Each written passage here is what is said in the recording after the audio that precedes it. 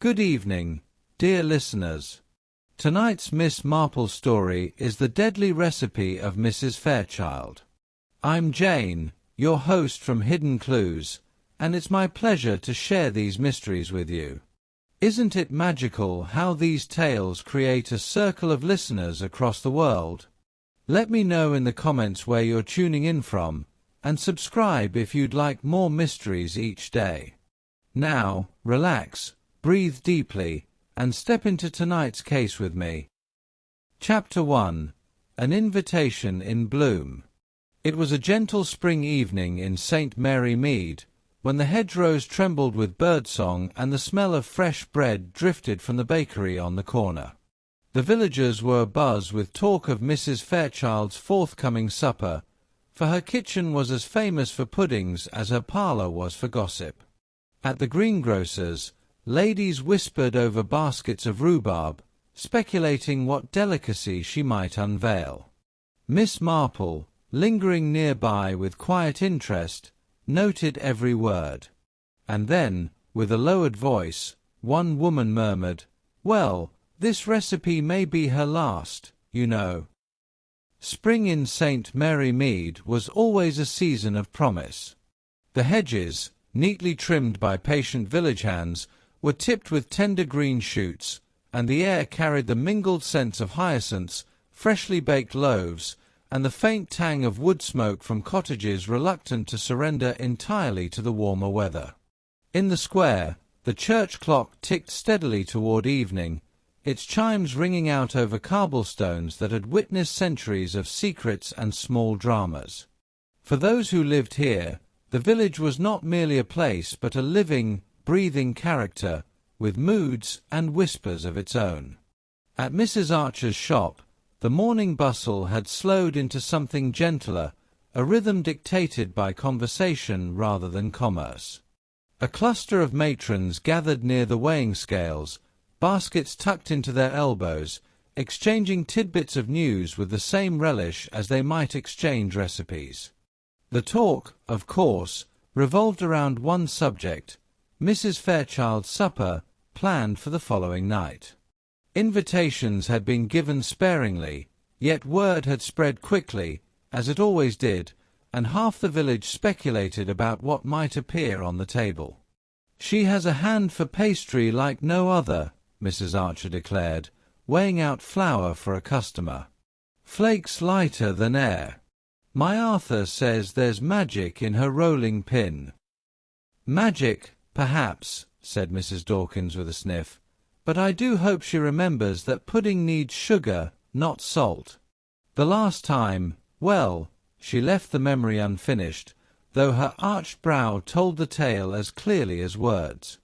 The comment drew laughter, though the merriment was tinged with anticipation. Every gathering in St. Mary Mead carried the weight of observation, for food and gossip alike were seasoned with sharp eyes and sharper tongues. Miss Marple, standing quietly near the window display of seed packets, listened without appearing to listen. She had the art of folding herself into the wallpaper, unnoticed until she chose to speak. Her own expression, calm and faintly amused, betrayed little more than the satisfaction of a woman who enjoyed both gardening and human nature in equal measure.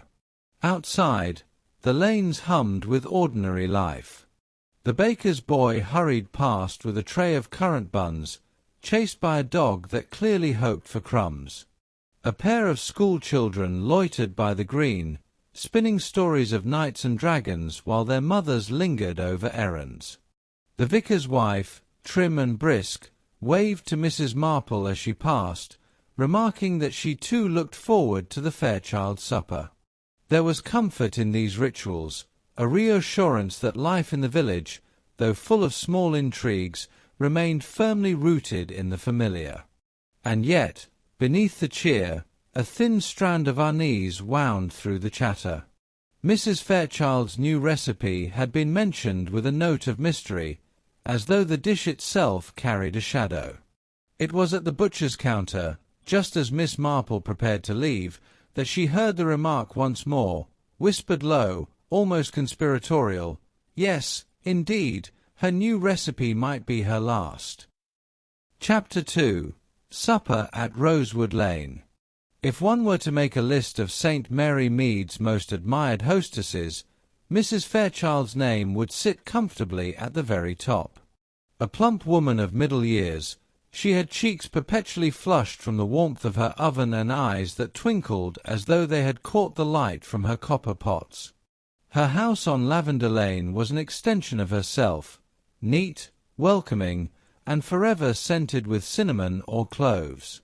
To step through her doorway was to enter a world where steaming teapots never emptied and where gossip, like jam, was generously spread and eagerly devoured. For all her geniality, Mrs. Fairchild was a woman of great pride. Her recipes were her treasures, guarded more carefully than her silver. She copied them onto stiff cards, each carefully lettered in her round, looping script. It was said she once won a prize for her lemon syllabub at a county fair and had never allowed anyone to forget it. Even the way she arranged her puddings, decorated with candied violets or sugared almonds, suggested a desire not merely to feed her guests but to astonish them. And yet, beneath that layer of flower-dusted charm, there was something less amiable. Mrs. Fairchild could be sharp when crossed, and her quarrel with Colonel Graves had not gone unnoticed. He had accused her, only last month, of overcharging for a charity supper subscription, and she had replied with icy dignity that the Colonel's knowledge of accounts was no greater than his knowledge of soufflés. Since then, the two had passed one another in church with stiff nods and turned-away glances.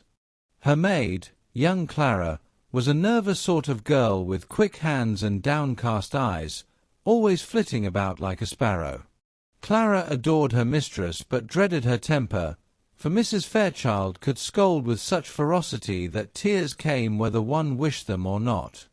Still, she remained loyal, perhaps because the kitchen was the only place Clara felt she belonged.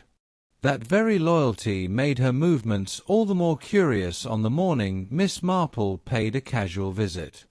Miss Marple had stepped in with a polite excuse, returning a borrowed teacup, though truthfully she wished only to observe. She found the kitchen fragrant with nutmeg and the sharp sweetness of apples. Mrs. Fairchild was bent over her mixing bowl, hands dusted with flour, and scarcely looked up as she chatted of the forthcoming supper. Clara hovered nearby, tidying what scarcely needed tidying. It was then that Miss Marple noticed the girl's hand darting quickly, almost guiltily, toward a slip of paper resting near the flour tin. A recipe card. Clara tucked it into her apron with a furtive glance over her shoulder. Mrs. Fairchild, intent on whisking her custard, remained unaware. Miss Marple's eyes narrowed, though her expression stayed serenely bland. Recipes in St. Mary Mead were currency, almost as valuable as coin. Why would Clara risk her mistress's wrath for a scrap of paper? And what, precisely, was written on that card? The day of Mrs. Fairchild's supper dawned with a soft veil of spring sunshine lying across the village, turning the dew on the hedgerows into glittering beads. In cottages up and down St. Mary Mead, preparations were quietly underway, for a supper at Mrs. Fairchild's was not simply a meal but a social occasion of consequence. The ladies brought out shawls in pastel shades, brushed hats with sprigs of artificial violets, and reminded their husbands to polish their shoes. It was the sort of evening no one wished to miss, not merely for the food but for the pleasure of observing who spoke to whom, and in what tone. Inside Lavender Lane Cottage, Mrs. Fairchild's household buzzed like a hive. The kitchen fire crackled as roasts were basted, pudding stirred, and a trio of pies cooled in orderly ranks upon the window-sill. Clara, cheeks flushed from both exertion and nerves, darted about carrying trays, answering summons, and receiving brisk orders. Mrs. Fairchild, for all her plumpness, moved with surprising energy from stove to sideboard, tasting here, adjusting there, her brow furrowed in concentration. "Mind the custard," she commanded sharply. "And for heaven's sake, keep the door closed. A draught will ruin everything." Clara murmured obedience, though her eyes strayed to the clock with anxious regularity. One sensed that something weighed on her, though she was careful to keep her lips sealed. Meanwhile, throughout the village, the guests prepared. At the vicarage, Mrs. Clement adjusted her gloves and reminded her husband that conversation should be light, not theological. At the Green, the Dawkins sisters debated whether Mrs. Fairchild's famed syllabub would appear on the menu. And in her own sitting room, Miss Marple slipped her knitting into a neat basket, laid aside her spectacles, and tied on her plain hat with quiet efficiency. She had accepted Mrs. Fairchild's invitation with apparent modesty, but in truth she had not forgotten Clara's surreptitious theft of the recipe card. Something about this supper promised more than syllabub and custard. As afternoon shaded into evening, the lanes filled with the pleasant shuffle of footsteps and the murmur of anticipation. Lamps glowed in cottage windows, curtains were drawn against the chill, and the faint ring of the church bell marked the hour. Mrs. Fairchild's dining room shone with polish and candlelight, silver laid out in gleaming ranks, crystal glasses catching the flicker of flame, and floral arrangements lending their fragrance to the air. Shortly before the first guests knocked upon her polished door, a curious interruption occurred. A delivery boy, unfamiliar to most in the village, arrived carrying a brown paper parcel. He thrust it into Clara's hands, muttered a few words, and vanished down the lane before any questions could be asked. Clara looked at the package with visible unease, and when Mrs. Fairchild demanded to know its contents, she stammered something about spices and hurried it into the pantry. Miss Marple, arriving just then with her usual polite smile, observed the scene closely. A parcel delivered at the very hour of a grand supper. What could it possibly contain? Chapter 3. A Taste Too Bitter. There is a certain hush that falls when the first guests cross the threshold of a well-laid supper. It is not silence, exactly, but a softening of voices, a subtle awareness that the evening, with all its pleasures and surprises, has formally begun. Such was the case that night at Lavender Lane Cottage, when Mrs. Fairchild welcomed her company with the flushed cheeks of exertion and a smile that held just the right blend of modesty and triumph. The dining-room glowed as though it were the very heart of spring itself. Candles flickered in polished holders, their flames reflected in the glass-fronted cabinet of china. A great arrangement of daffodils and tulips, freshly gathered from her own garden, graced the table's centre, their bright heads nodding as if they too anticipated the evening's delights. Guests settled themselves with the rustle of skirts and the scrape of chairs, exclaiming politely over the arrangement of silver and the fragrant warmth wafting from the kitchen. "Mrs. Fairchild has outdone herself again," whispered Mrs. Dawkins to her sister, eyes gleaming. "Do you smell the ham? Glazed, I dare say, and spiced as only she can manage." At one end of the table, Colonel Graves lowered himself into his seat with a grunt, muttering about draughts near the window. Across from him, the vicar attempted to strike up a cheerful conversation about the weather, only to be drowned out by Mrs. Price Ridley, who insisted on relating a lengthy tale of her cousin's unfortunate encounter with a runaway goat. Such was village life, humdrum, perhaps, to outsiders, but to the company of St. Mary Mead it was the very thread of existence. Miss Marple, quiet as always, sat near the middle of the table, her eyes taking in everything, the nervous way Clara hovered behind her mistress's chair, the quick look Mrs. Fairchild gave toward the pantry door, and the oddly tense silence whenever the subject of recipes was mentioned. She sipped her soup delicately, her mind ticking away like the clock on the mantel. The first course, a clear broth fragrant with herbs, was met with appreciative murmurs. Platters of glazed ham and roasted fowl followed, accompanied by vegetables prepared with the meticulous care that was Mrs. Fairchild's hallmark. Laughter rose, glasses clinked, and the warmth of company seemed to melt the chill that lingered from early spring. And yet, despite the merriment, a faint tension threaded the room. Clara, pale and distracted, nearly upset a jug of water when handing it to the Colonel. The mysterious parcel, still tucked away in the pantry, seemed almost to cast a shadow on the evening, though no one spoke of it. At last came the moment for which everyone had waited, Mrs. Fairchild's much-discussed new recipe. With a flourish, she instructed Clara to fetch the dish. Guests craned their necks as the maid returned, carrying a covered platter with trembling hands. Mrs. Fairchild, beaming, lifted the lid to reveal a creation fragrant with nutmeg and rich with cream. A collective gasp of admiration filled the room, followed swiftly by a silence so sharp it seemed unnatural.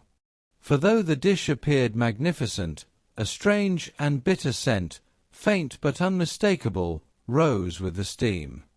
There is a moment at every supper when the conversation, laughter, and clinking of cutlery gather themselves into a kind of crescendo, and it falls to the hostess to crown it with a toast. Mrs. Fairchild, glowing with triumph and perhaps a touch of nervousness, rose to her feet, the gleaming goblet in her hand catching the candlelight like liquid gold. "My dear friends," she began, her voice warm and assured, "I thank you all for joining me tonight. It has long been my pleasure to share my table with those I hold most dear, and I do hope this evening proves as memorable as any we've enjoyed together." Polite applause and murmurs of approval rippled around the table. Glasses were raised, smiles exchanged, and for a moment the atmosphere was precisely what a village supper ought to be, convivial, cosy, a picture of springtime hospitality. Miss Marple, however, noted the sharpness in Mrs. Fairchild's gaze when it flickered, just for a second, toward Colonel Graves. The Colonel, scowling as though the ham had personally offended him, raised his glass with a grunt, his lips tightening around the rim. As the toast concluded, plates were filled with generous helpings of the celebrated new dish. Guests admired its creamy texture, the rich flecks of spice, and the enticing aroma that, though appealing to most, held an odd note, subtle but persistent. Mrs. Dawkins declared it divine before even tasting it, while Mrs. Price Ridley, ever the sceptic, sniffed cautiously before lifting her fork. It was Clara's face, though, that drew Miss Marple's attention. The girl hovered nervously at the sideboard, her eyes darting from the dish to her mistress and back again. Her hands twisted at the hem of her apron, a silent testimony to some inner turmoil. When Miss Marple caught her eye, Clara looked quickly away, cheeks paling. The first bites were met with appreciative hums and nods, though Colonel Graves chewed with an exaggerated deliberation, as if searching for something to complain about. The vicar launched into a story about the choir's Easter mishap, but his tale faltered when a faint cough from Mrs. Dawkins drew more attention than expected. She waved it off with a laugh, yet her expression was curiously pinched. It was then that the bitter undertone of the dish became more noticeable. Not overwhelming, but lingering, a taste that did not belong in a pudding so carefully crafted. A whisper passed between two guests at the far end, followed by a nervous laugh that failed to ease the growing unease. Mrs. Fairchild, catching the murmurs, lifted her chin defiantly. "An experiment, my dears," she said with forced cheerfulness. "A touch of daring for our little supper."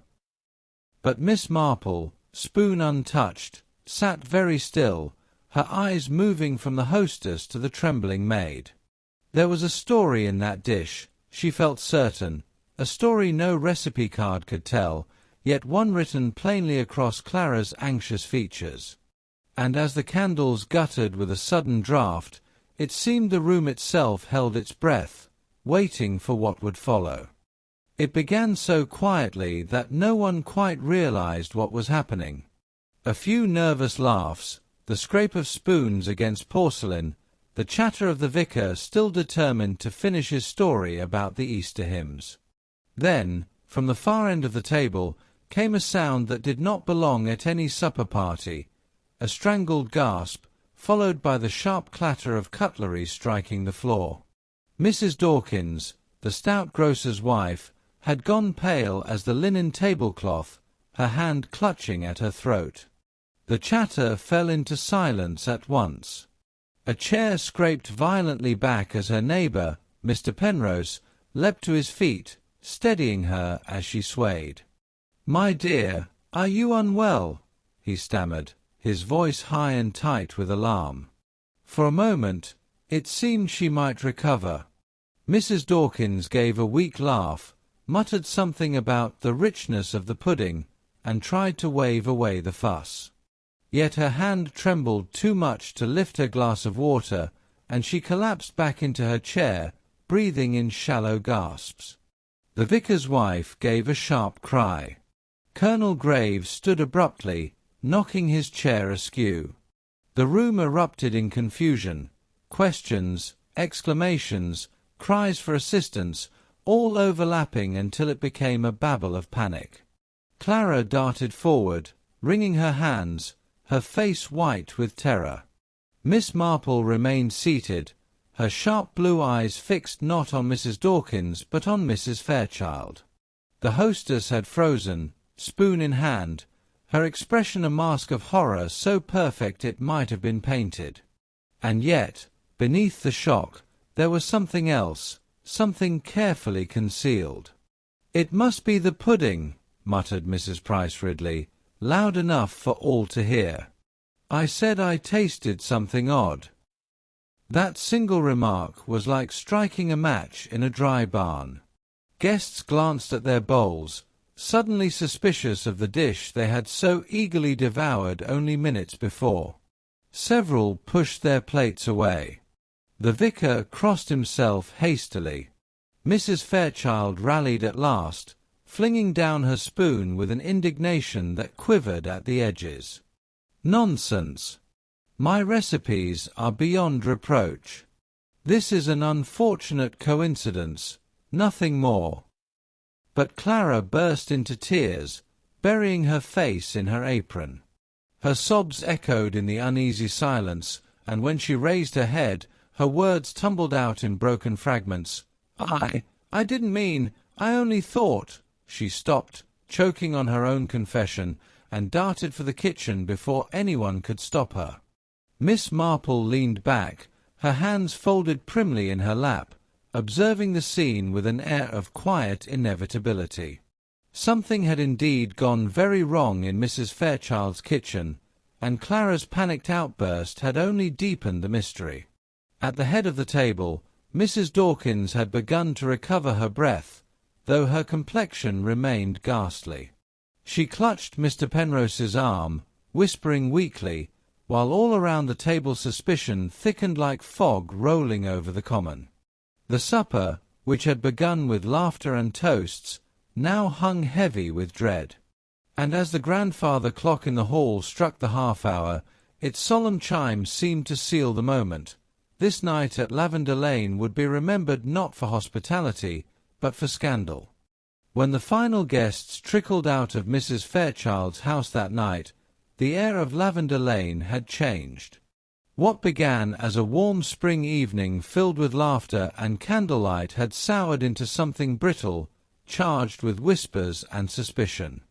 The lamplight flickered against the ivy-covered cottages, and every departing villager leaned close to a companion, murmuring theories before vanishing into the dusk. Mrs. Dawkins had been escorted home by her husband and a fretful neighbour, still pale and trembling. The poor woman could scarcely stand, though the doctor, hastily summoned from 2 streets over, pronounced her out of immediate danger. "Likely a shock to the system," he had said, though his frown betrayed unease. His warning lingered like smoke in the air. Watch her closely tonight. Inside the Fairchild household, silence pressed against the walls. Clara had not re-emerged from the kitchen, and Mrs. Fairchild herself stood rigid in the doorway, thanking her guests in clipped tones. Her eyes darted nervously from face to face, as though searching for an ally and finding none. A hostess whose pride rested on flawless evenings now found her reputation cracked, perhaps irreparably. Out in the lane, the chatter grew bolder once the door closed behind them. "It was the pudding, mark my words," hissed Mrs. Price Ridley, her bonnet bobbing as she leaned close to Mrs. Hartnell. "A recipe tampered with, or worse." "Oh, nonsense," countered Colonel Graves, though his moustache twitched with discomfort. "Merely indigestion. Dawkins never had the constitution for sweets." Yet his dismissal did not stop him from muttering under his breath about fair play and suspicious timing. Miss Marple, walking a little apart from the others, heard every word without seeming to. She carried herself with the calm dignity of someone accustomed to disorder revealing itself in patterns. To her eye, the scene had been full of tiny details. Clara's frantic tears, Mrs. Fairchild's too defensive tone, the peculiar aroma of the pudding, sweet, yes, but with a faint bitterness clinging to the palate. Details which, like stray threads, could be tugged until the entire fabric unravelled. By the time the villagers reached the green, the story had grown in the telling. "Poison, without a doubt," declared one voice. "She knew too much about someone," whispered another. And then came a darker suggestion, spoken in hushed tones. Perhaps Mrs. Fairchild herself was the target. The church bell tolled 9, scattering the gossips to their homes, yet windows glowed late into the night across St. Mary Mead. Curtains twitched. Kettles boiled. Tea was poured with trembling hands. The peaceful village had been unsettled, and once disturbed, such waters are not easily calmed. At her own cottage, Miss Marple drew the bolt across the door, set her knitting in her lap, and reflected. Something was amiss at Lavender Lane, and if experience had taught her anything, it was this: beneath the pleasant surface of village life, secrets lurked, waiting to be discovered. And tonight's supper had just pulled the first thread loose. The village had settled into the sort of uneasy silence that follows after scandal, when even the owls seemed to hoot with a note of inquiry. Inside her neat little cottage on the corner of the lane, Miss Marple sat by the hearth, the knitting needles in her hands clicking softly in the quiet room. A gentle fire glowed, warming the lace-curtained parlour, yet her thoughts were not on the rows of stitches but on the supper at Lavender Lane. She had attended many gatherings over the years, some lively, others tedious, but rarely one that left the air so charged with unspoken fear.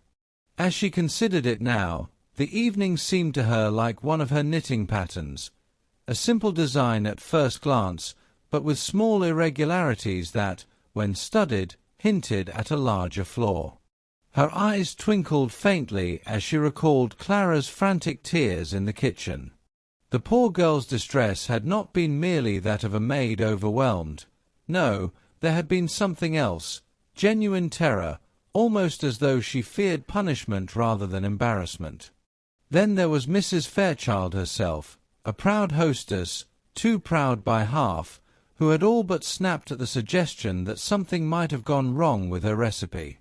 Pride, Miss Marple knew, was often the veil behind which desperation or guilt concealed itself. And what of Mrs. Dawkins, the unfortunate guest? True, she was prone to fits of faintness, and had been known to exaggerate her ailments. Yet tonight's collapse had borne a gravity no mere turn could explain. Miss Marple could still see the pallor of the woman's lips, hear the hushed alarm in the doctor's voice. Such things did not happen without cause. She leaned back in her chair, needles resting, and listened to the crackle of the fire. Patterns. That was the way to think of it. Just as a gardener might notice when a row of tulips was disturbed, so she paid attention when behavior shifted from the expected. Mrs. Price Ridley's eagerness to declare poisoning, for instance, was a little too prompt, as though she had been waiting for the opportunity.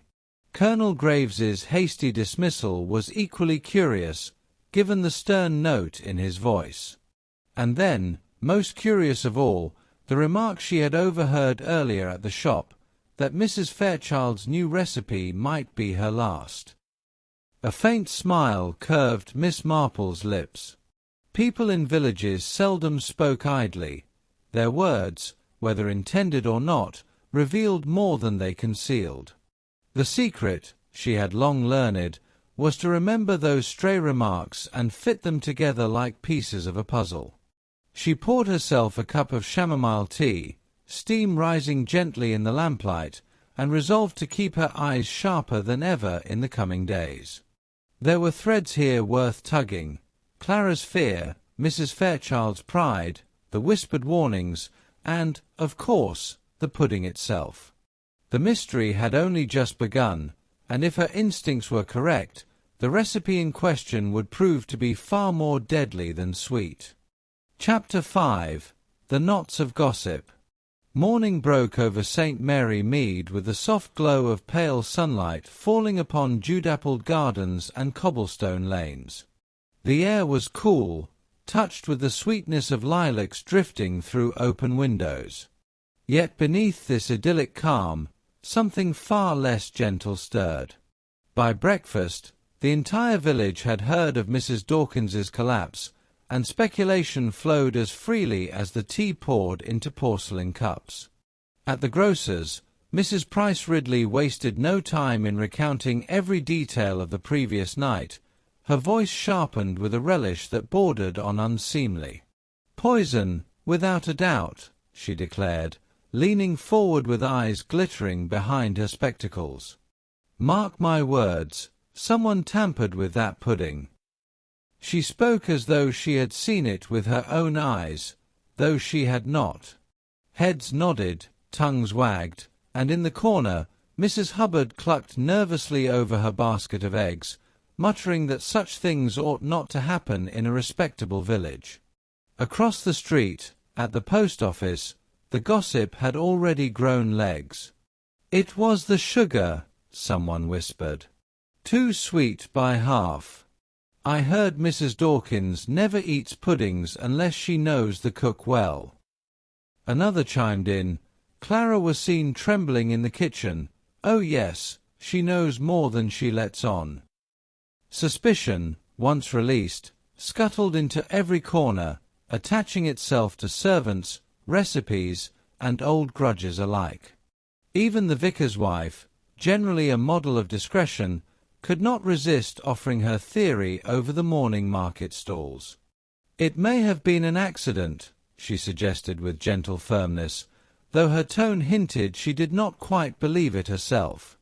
But one does wonder why Mrs. Fairchild appeared so very determined that everyone eat a generous helping.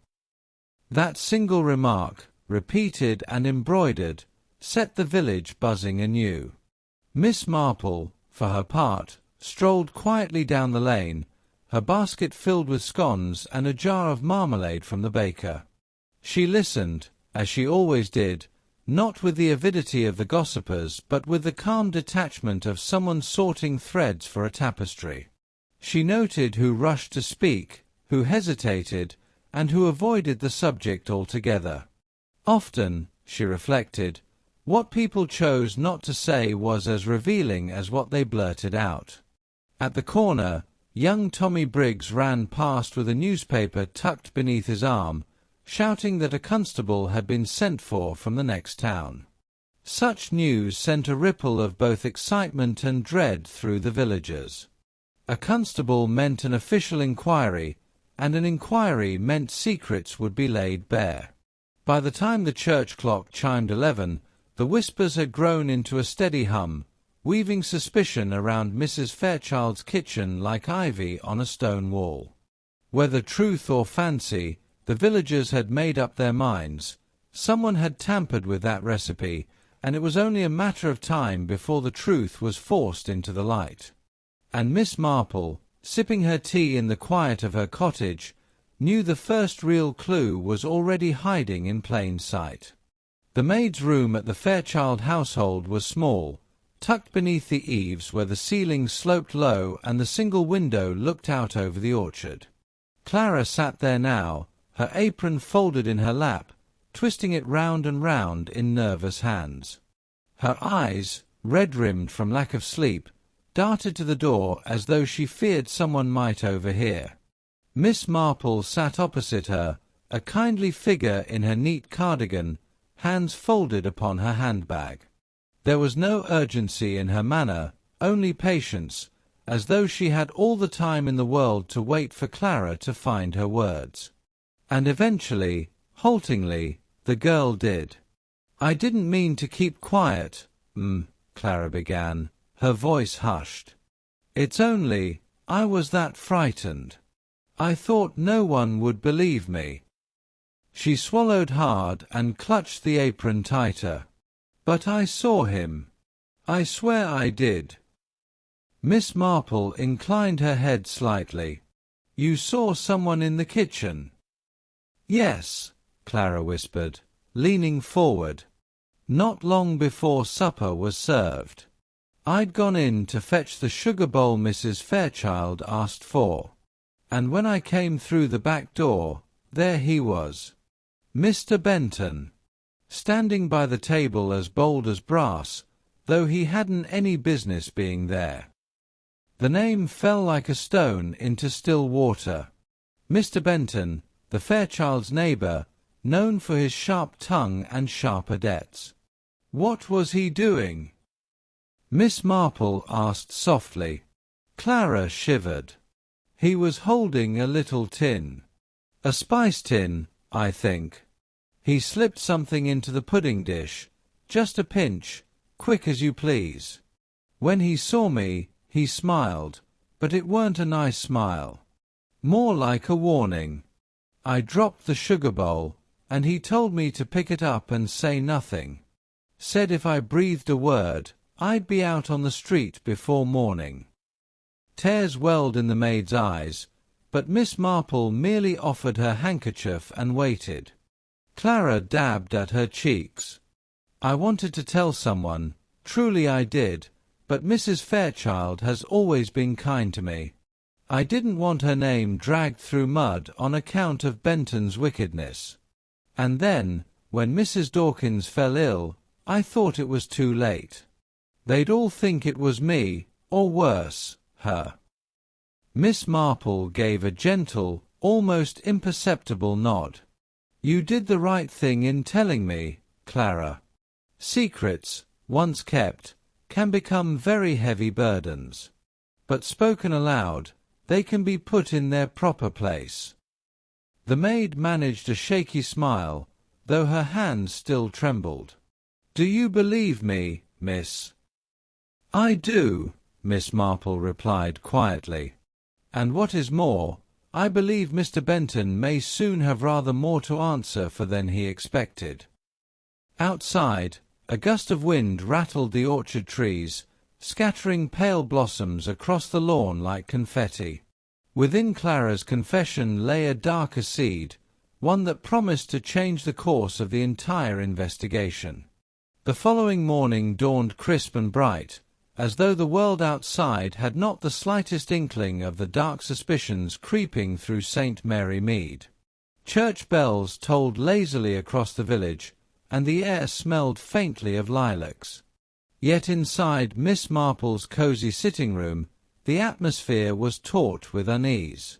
She had spent a quiet hour after breakfast sifting through Clara's words, letting them turn over in her mind as neatly as a knitter flips a skein of yarn.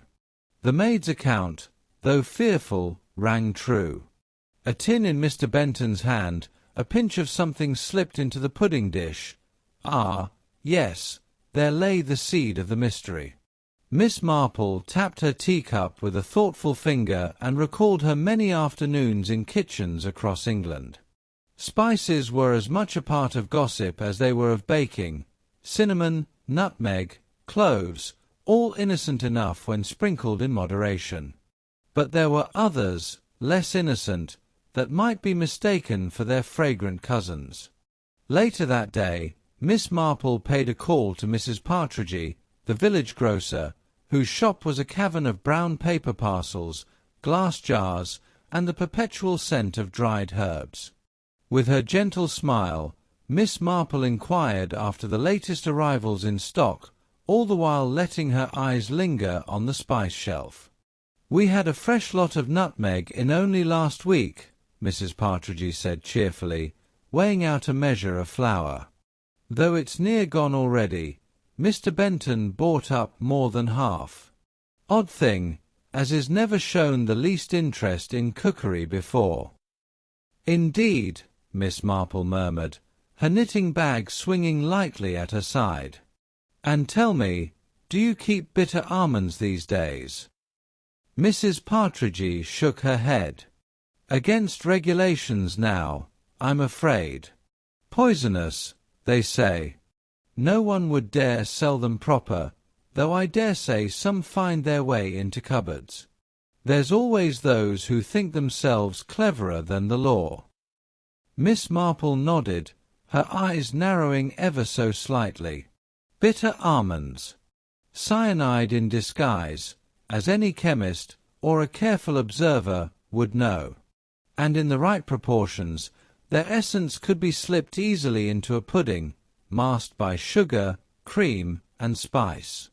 When she left the shop, Miss Marple did not walk home directly. Instead, she wandered slowly past Mr. Benton's neat but shabby cottage. The curtains twitched, though no one came to the door. She paused just long enough to notice a small heap of crushed shells beneath the window ledge, pale against the earth. To the untrained eye they might have been nothing at all. To Miss Marple they whispered of almonds, bitter ones, at that. By the time she reached her garden gate, she had almost the whole of it set in her mind.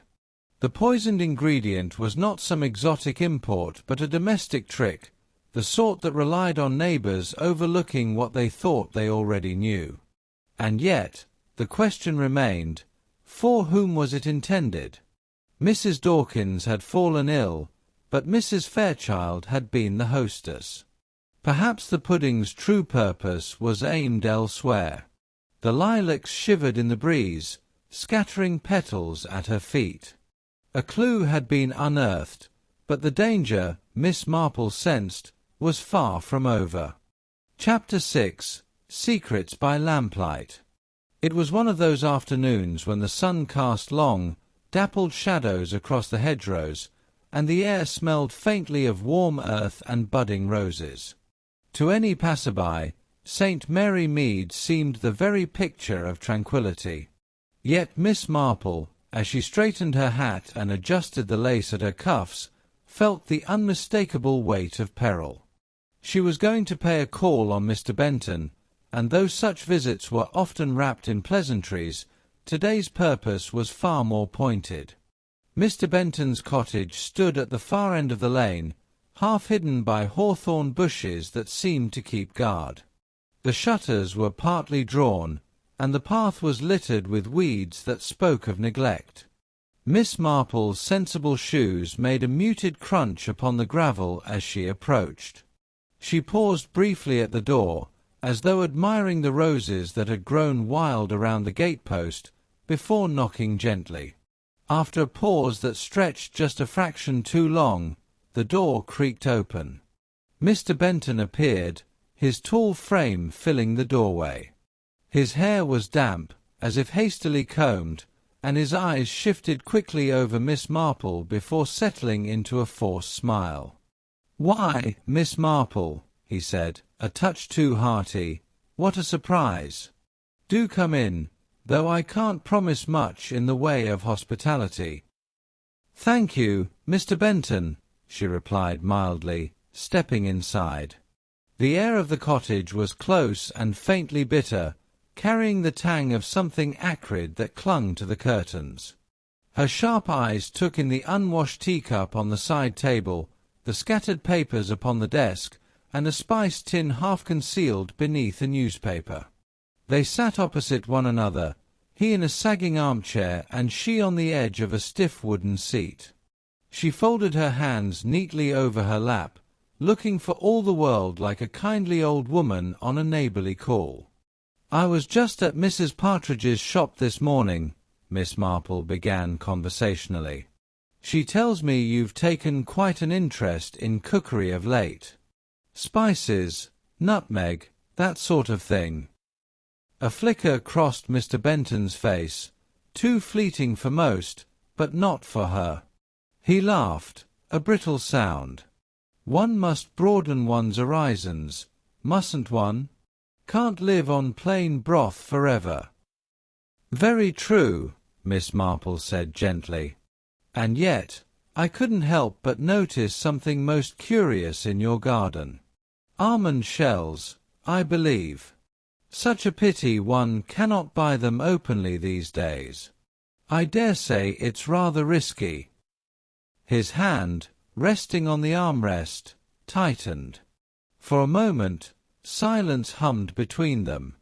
Then he leaned forward, his voice lower, sharper. "You're a clever woman, Miss Marple. Too clever by half, some might say. Be careful where you poke your nose." Miss Marple's expression did not change. She only inclined her head politely, as though he had remarked upon the weather. But inside, she knew, she had struck the very nerve she had sought. As she rose to leave, she allowed her eyes to drift once more toward the hidden spice tin on the desk. When the door closed behind her, the village lane seemed brighter by contrast, yet the sense of danger pressed heavier on her shoulders. The game had begun in earnest, and Miss Marple was no longer merely an observer. She had placed herself squarely in the path of the truth, and perhaps in the path of peril itself. That night, St. Mary Mead lay beneath a soft veil of moonlight, its cottages huddled together as though whispering secrets to one another. The village usually slept peacefully, lulled by the rhythmic toll of the church clock and the occasional bark of a farm dog. Yet tonight, an odd hush lingered, a silence not of calm, but of watchfulness. Windows that normally glowed warmly at bedtime now showed only slivers of light, curtains pulled back just enough for curious eyes to peer out. Something was unsettled in the air, like the pause before a storm. At the vicarage, Mrs. Winthrop drew her shawl tighter as she crossed the parlour, complaining softly to her husband that the air felt dreadfully chilly for May. Down the lane, young Tommy Partridge swore he'd seen a figure loitering by the churchyard gate, though when his mother went to look, the space was empty save for the lilacs trembling in the breeze. Gossip began to spread even at that late hour, carried from cottage to cottage with surprising speed. Strange noises, unfamiliar footsteps, a curtain rustling where no window had been open. Miss Marple, in her neat bedroom overlooking the garden, was not asleep either. Though she sat in her armchair with a shawl draped around her shoulders, a half-finished sock resting in her lap, her eyes remained sharp and attentive. She had lived too long, and observed too much, to dismiss such village unease as mere imagination. Beneath the ordinary rhythms of domestic life, she often sensed the darker undercurrents, the secret quarrels, the concealed tempers, the petty grudges that could sometimes fester into something much worse. She rose at last and crossed to her window. The lane outside was drenched in silver light. Every bush and hedge cast long shadows, and for a moment she fancied she saw movement at the corner near Mrs. Fairchild's gate. The shadow lingered, then melted into the darkness. Perhaps it was only a trick of the moonlight, or perhaps not. Meanwhile, Mrs. Fairchild's own house, the centre of so much recent speculation, stood ominously still. Its curtains were drawn, its lamps extinguished. Yet those who passed by swore that they smelled something faint drifting from the kitchen, a trace of burned sugar, mingled with something less pleasant, something sharp. A whisper began among the villagers. Perhaps the supper had not gone as well as it seemed. The unease deepened. Dogs barked without reason, doors were bolted earlier than usual, and more than one household kept a candle lit through the night. Even the air seemed restless, the breeze rattling shutters and rustling ivy like hushed voices just beyond hearing. By midnight, only Miss Marple remained awake, her mind knitting together threads of observation far more carefully than the wool at her side. Somewhere in the quiet darkness lay the answer, though the shape of it was not yet clear. She leaned back, her gaze steady, and thought to herself, the village was waiting, holding its breath. And soon, the truth, whatever it was, would force its way into the light. Morning dawned crisp and bright, as though the world itself had no knowledge of the unease that had settled over St. Mary Mead the night before. Sunlight streamed across the village green, touching the dew on the grass and glinting off the windows of cottages where curtains were only now being drawn aside. Yet beneath that cheery surface, whispers spread like ivy. Something dreadful had happened at Mrs. Fairchild's supper. It was Dr. Leonard who first broke the silence. Summoned hastily to Mrs. Fairchild's home, he emerged from the cottage with a face pale and grave. Villagers gathered on the lane, clutching shawls or baskets, pretending at casual curiosity but unable to mask the urgency in their eyes.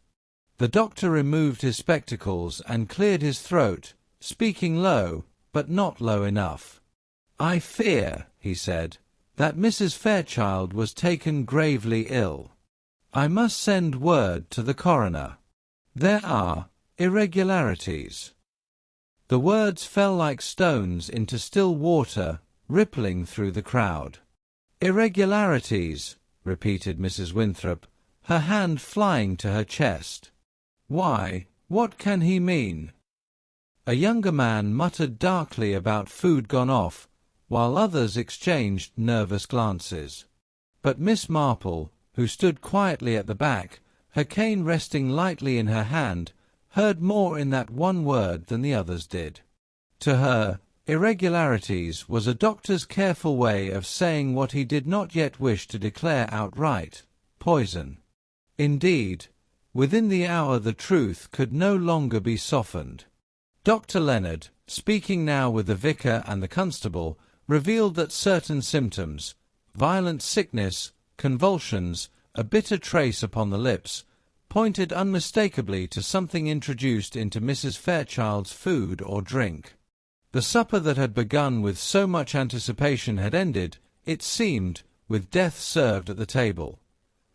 Gasps circled through the villagers, some clapping hands to their mouths, others muttering that it could not possibly be true. Mrs. Fairchild, so sturdy, so full of life, so bustling in her kitchen. And yet, as the constable closed the gate firmly and declared the house off limits, the finality of it settled upon them. A supper had become a crime scene. Miss Marple, though, did not join the chorus of shock. Instead, she recalled the faint scent that neighbours swore they had smelled in the night, the acrid note mingled with burned sugar. She remembered, too, the remark at the shop, that Mrs. Fairchild's new recipe might be her last. Coincidences, perhaps, but coincidences had a way of arranging themselves into patterns if one looked closely enough. As the villagers drifted away, murmuring and shaken, Miss Marple lingered at the gate. Her eyes rested on the flower pots neatly arranged by the door, the lace curtains drawn against the day, and the faintest trace of flour dusting the window-sill. There was something there, she was sure, something hidden beneath the ordinary details, waiting to be uncovered. She turned at last, her expression calm, though her mind worked with quiet urgency. Poison had found its way into St. Mary Mead, and it rarely arrived by accident. Someone had stirred more than sugar into Mrs. Fairchild's recipe, and Miss Marple meant to discover who.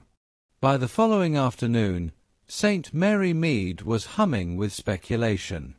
What had once been cheerful chatter about gardens, church bazaars, and knitting patterns was now entirely devoted to the shocking demise of Mrs. Fairchild. No one could pass the post office without pausing to whisper. No loaf of bread was purchased at the bakery without a theory being exchanged.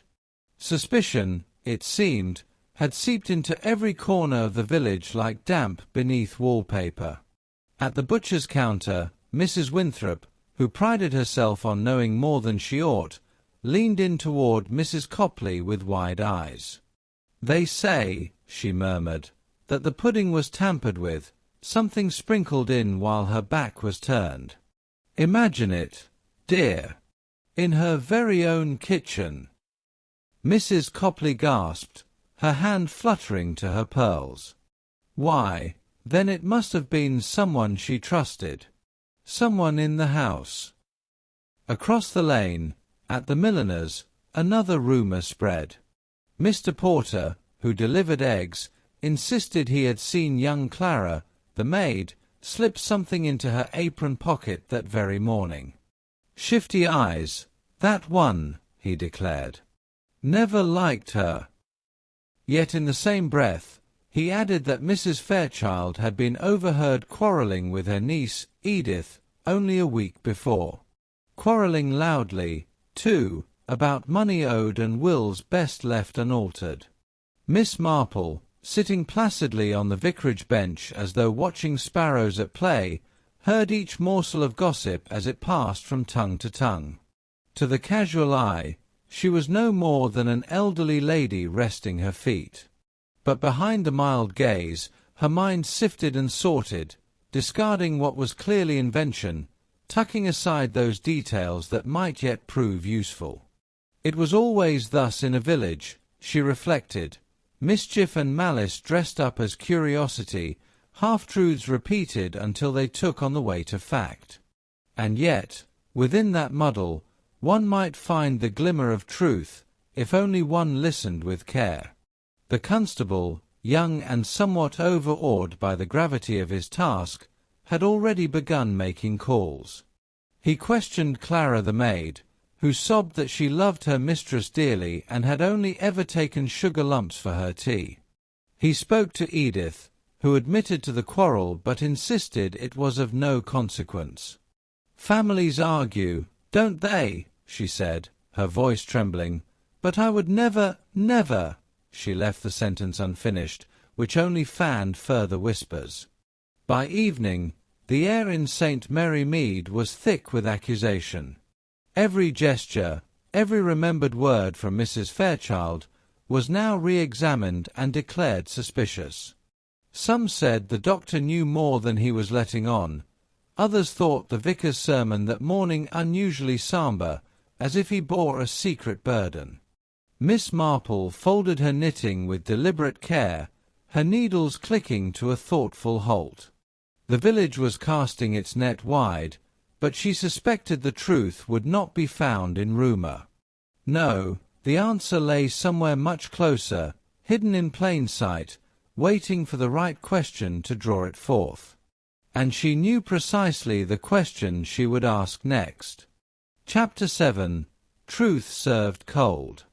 It was late afternoon when Miss Marple, with her quiet insistence on tidiness, requested a moment alone in Mrs. Fairchild's kitchen. The constable, overwhelmed and eager to be useful, allowed her the indulgence, muttering something about harmless old ladies. Harmless!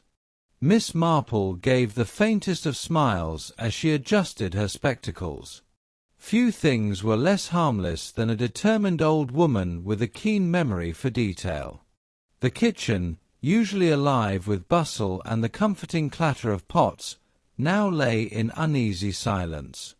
A faint scent of vanilla and nutmeg lingered in the air, mingled with the acrid tang of the doctor's disinfectants. The work-table bore the remains of the supper preparations, flour dust scattered like pale snow, a rolling pin left at an odd angle, and the recipe book closed firmly, as if to hide its secrets. Miss Marple's gaze drifted not to the obvious, but to the quiet corners, the places where busy hands often tucked things away in haste. A loose drawer in the dresser, a hollow space between flour tins, the worn cushion on the rocking chair. And there, half hidden beneath a stack of folded linens on the sideboard, she noticed a leather-bound notebook, its edges frayed from years of handling. It had been slipped in awkwardly, not placed with the neat precision Mrs. Fairchild was known for. She drew it out gently, brushing off a fine dusting of flour. The cover bore no title, only a faint imprint of initials, E.F., embossed in faded gilt. The clasp was unlatched, as though someone had rifled through it recently. Turning the pages, Miss Marple's eyes fell upon careful handwriting, lines of recipes, annotated with precise notes. More sugar if for the vicar, he does like it sweet. Do not overbake, or crust becomes bitter. But between those homely instructions were curious insertions, dates, underlined names, and short, cryptic remarks, disagreeable visit, reminder of debt. Cannot be trusted, watch carefully. And on the final pages, written in a hand that trembled as if hurried, she found a single entry that made her pulse quicken ever so slightly. The supper may settle matters at last. One dish to silence, another to reveal. Must be careful, someone is watching. She closed the book slowly, her expression serene though her mind was ablaze. Here, in the midst of recipes and domestic scribbles, lay the threads of a secret life. Mrs. Fairchild had not been merely a genial hostess fussing over puddings. She had been troubled, perhaps even fearful, in the days leading to her death. The door creaked as young Constable Evans peered in. "Everything all right, Nothing to see in here, I reckon." "Oh," Miss Marple replied sweetly, slipping the notebook into her knitting basket with deft inconsequence, just admiring Mrs. Fairchild's orderliness. "Remarkable, really. Even her flour tins are lined up by size." The boy nodded, reassured, and shuffled away. Miss Marple's gaze lingered on the basket at her side. A hidden notebook, whispers of quarrels, and now a cryptic warning. Piece by piece, the puzzle was beginning to take shape. And yet, she thought, the most telling clue was still to come.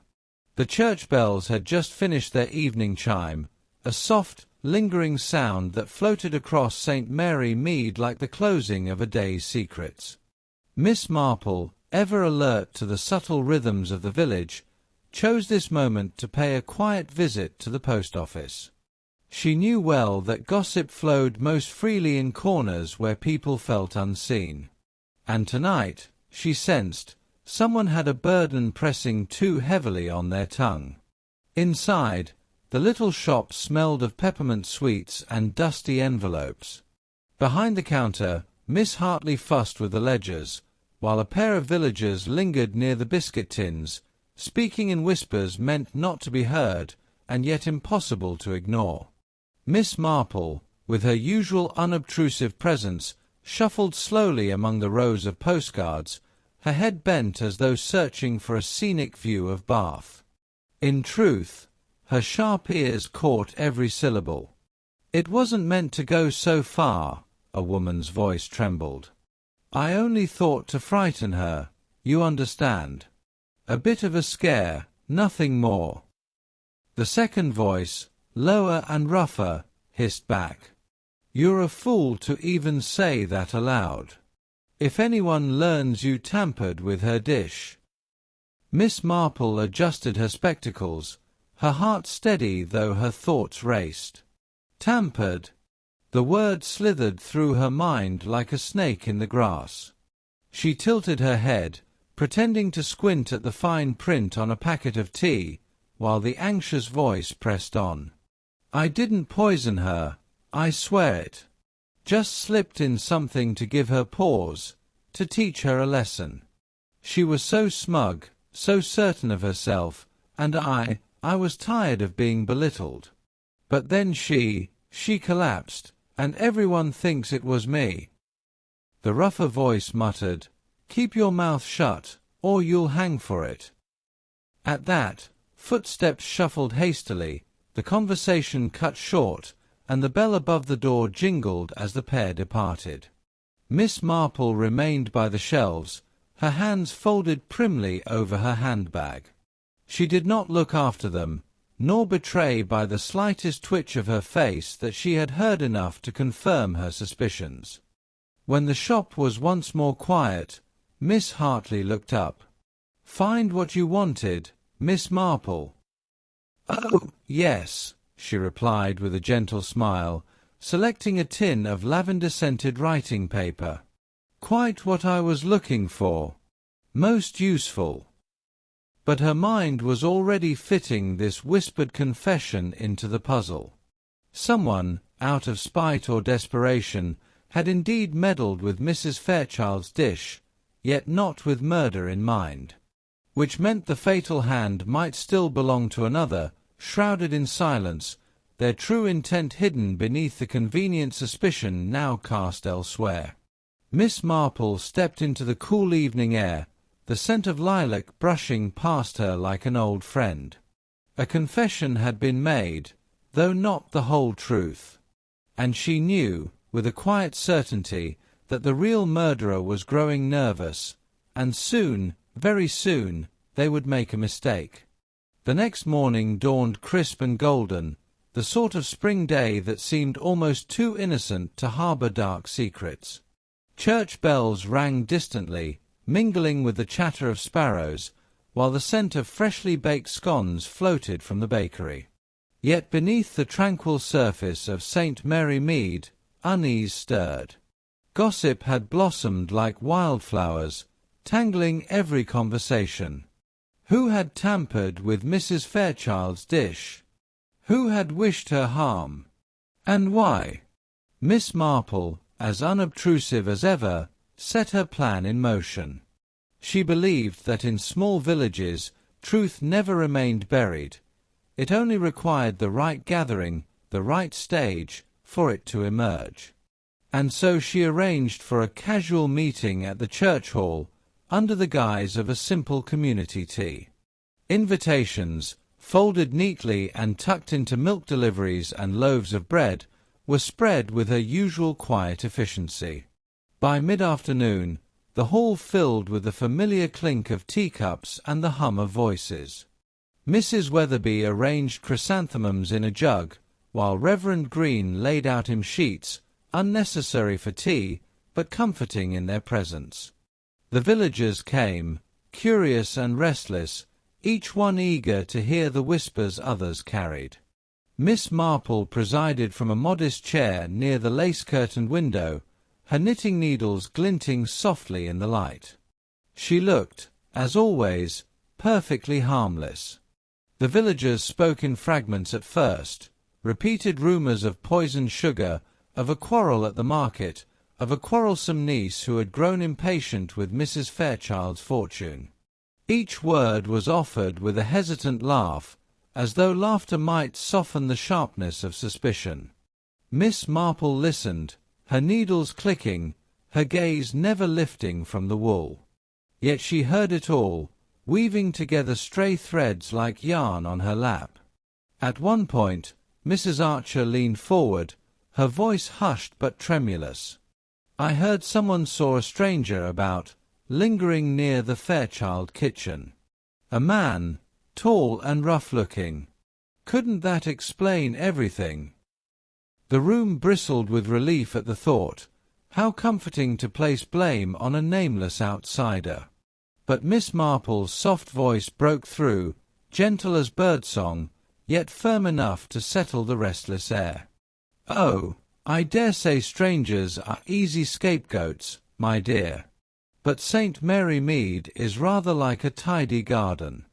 If something grows amiss, it is usually rooted right here, among us." The room fell into uneasy silence. Eyes flicked to one another, avoiding direct gaze, as if guilt might be betrayed in the glance. The vicar cleared his throat, and Mrs. Weatherby nervously adjusted the chrysanthemums. Somewhere at the back, a teaspoon rattled against porcelain, louder than it should have been. Miss Marple folded her knitting and set it aside. The stage was set, the players gathered. Soon, she would reveal what she knew. For in the tangled web of lies and jealousies, one truth had gleamed unmistakably clear to her practiced eye.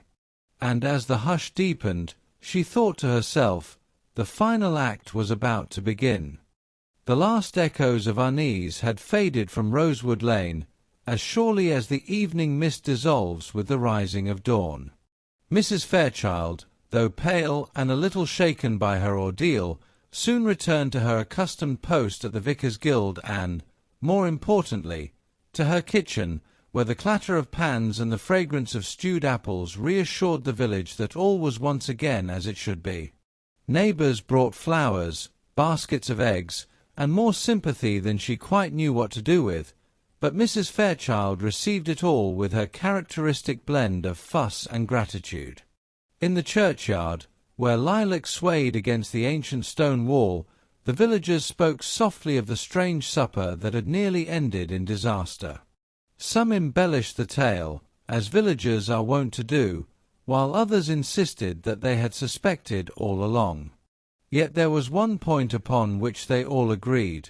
Had Miss Marple not been present, the matter might have ended very differently indeed. Miss Marple herself, modest as ever, declined any praise. She preferred instead to sit in her sunlit garden with her knitting, allowing the bees to hum about her roses, and listening with quiet amusement as the world of St. Mary Mead resumed its familiar rhythms. To her mind, the solving of puzzles was not so very different from tending a flower bed, each weed to be drawn out, each seed to be encouraged until the truth, like a bloom, revealed itself. And so life in the village carried on, with the church bells chiming comfortingly on Sundays, the postman whistling as he made his rounds, and the promise of yet another season of small intrigues and human frailties waiting to be untangled. For where there is gossip, where there are secrets, and where there are hearts capable of folly, there too will mysteries arise. But for tonight, dear listener, let us close the shutters, stir the fire, and rest easy. Justice, after all, has been gently restored to St. Mary Mead, and Miss Marple, with her ever-watchful eyes, sits content beneath the roses, ready for whatever story tomorrow may bring. And so, dear friends, remember Miss Marple's gentle wisdom. Even the simplest recipe may hide the sharpest of secrets, and the truth, like a well-kept kitchen, cannot remain untidy for long. This is Jane, signing off from Hidden Clues, until our next mystery together.